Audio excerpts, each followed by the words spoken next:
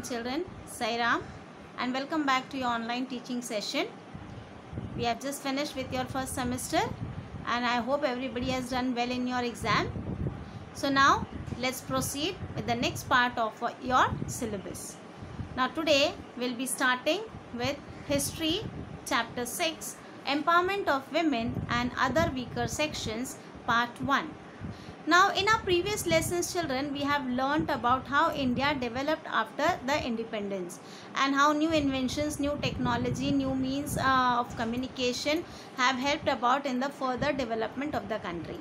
Also we have seen that the women have greatly contributed in the further development of the country.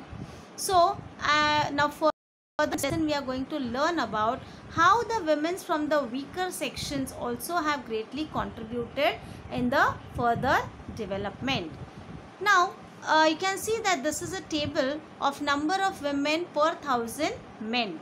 That is, the year of census is given and the number of women. So in 1951 it was 946 women per 1000 men. In 1961 it was 941. 1971 930, 1981 934, 1991 927 and 2001 it was 933. So we could see, children, that the women's number of women per 1000 men at every 10 years somewhere there was a rise, somewhere they were but more of case we could find that it was decreased. Okay, so now why did it happen so? Now also we can see that even when we are educated, when we study our status of women, the condition of women in India, what do we realize? We realize that the roots of several of the problems they face, that is the women face, they lie in the mentality of men. Now also recently so many news you must be hearing about related to females, what is happening. And so why is it so? Because the mentality of the people has not changed. So even in the 21st century we have not been able to rid ourselves of this male-centered mentality. We could see that now in further cases, as we are going to learn further, we can see that even how the great leaders they have contributed by taking women's in the further freedom struggle, and they are taking into their contribution at a greater scale. So Vinoba Bhave, he made use of women power in the Bhudan movement, which he had started, placing his faith in Mahatma Gandhi's philosophy. He believed greatly in the philosophy of Mahatma Gandhi, and so he had started the Bhudan movement, wherein he took the help of women. What did the women do? They spread, the women volunteers, they carried the message of Bhudan to all parts of India. Women also played a significant role in the Telangana peasant armed struggle. Now this challenged the rule of the Nizams and the feudal lords. So again this struggle proved to be of great help, as the women's of this region, they became free, as they were bonded laborers under the Nizams and the feudal lords, and they could feel that freedom from that torture or the torment which they had to face due to the Nizams and the feudal lords. Now apart from this, children, in further we could see that women who had to face the problem about the inflation, that is the rise in price, also the scarcity of supplies, and this gave a show of their strength. How?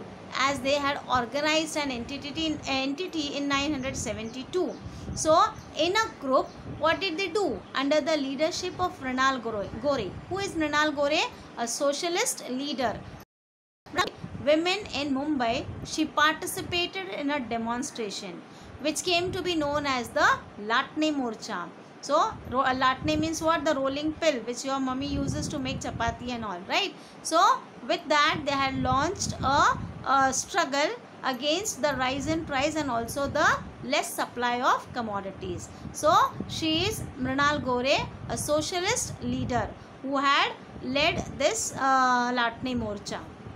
Okay, then Commodities like ghee, oil, rava, maida would become scarce just as Diwali was near at hand. So these are the things which are required in order to make the sweets in Diwali, and those also only these commodities they found to be scarce in less in quantity, and kerosene had become very expensive. So women came together brandishing their rolling pins and took part in the demonstration. So all the women gathered together with a rolling pin in their hand, and they led a struggle against this. And this movement met with success, and the public got a glimpse of united power of women. So this showed the unity amongst the women. Okay. Now there was another movement that was known as the Chipko movement. Now what is this Chipko movement? Another show of constructive women power was seen during the Chipko movement in 1973.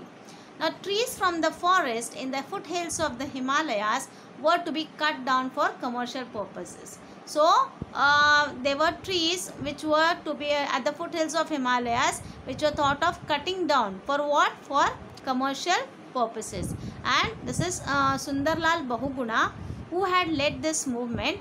Now Chandri Prasad Bhatt and Sundarlal Bahuguna had started a movement to prevent this, and women followed the strategy of holding hands and encircling each tree.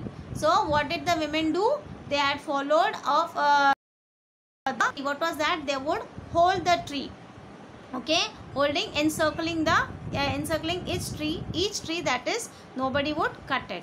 As their method consisted of protecting the tree by embracing it, the movement came to be known as Chipko movement. So why was it called as the Chipko movement? Because the women, they embraced the tree, they encircled the trees as it should not be cut. So it came to be known as the Chipko movement. Okay.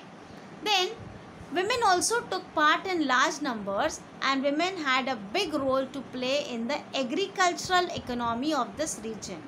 So in this you'll find Gaura Devi. She was the activist who created this awareness among the women with the help of Sudesha Devi and Bachani Devi.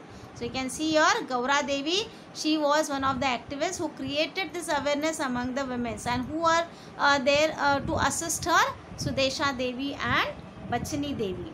And there was another movement launched, that was the anti-liquor movement. Now what happened in 1992 in Andhra Pradesh? A movement was started against the drinking of alcohol, and it received a great response in other states too. Now when the head of the household dies an untimely death due to addiction to alcohol, the family faces a serious crisis which affects women the most. So see, if a main head of the family is addicted to alcohol, what happens? And if there is a sudden death, then what about the remaining members of the family? How are they going to survive? So, and who was then mostly would get affected? The women of the family. And due to alcoholism, they have to deal with extreme sorrow and poverty, because that person may have wasted all the money in drinking and nothing left out for the future of the family. So this movement got the support of the anti-Arak movement in Andhra Pradesh. Okay, and so as a result of a government policy, Arak, a locally produced alcohol, dealers set up a shop in every town and village, and the poor laboring people, they began to get addicted to alcohol. So what have they done? They had set up a town and village where the alcohol was made, and these people in the local areas, they were greatly addicted to this alcohol. So at the same time, a literacy program was being run in villages of the state. So accordingly, at the same time, there was a literacy program was also run in the villages of the state. The Sitama Katha, that is the Sita story, was narrated as a part of this program. And it was a story about Sita, who creates awareness among the people of village and gets alcohol to be banned from the village. Now in 1992, 3 youths of Dupunganta village of Nellore district in Andhra Pradesh, they drowned in lake in a state of inebriation and died. So see how alcoholism may lead to what to say, death to you. So accordingly, this incident had happened in 1992. At this instance, the women of the village came together and forced the closure of the arak shops. Now, the report of this news in the local newspapers had its effect on many other villages. So when this movement was started, this affected to the other surrounding villages also, and the movement spread to the entire state, and the government had to adopt a strict policy against the sale of alcohol. So in this, children, in today's part we have learnt about the census according to different years, the strength of the women per 1,000 males, and also we have learnt about the Bhudan movement, the Chipko movement, the anti-liquor movement, in which we had seen that there was a great contribution of the women's. Okay, so we shall stop here for the day and we shall proceed with the next part of our lesson in our next class. Till then, thank you, children.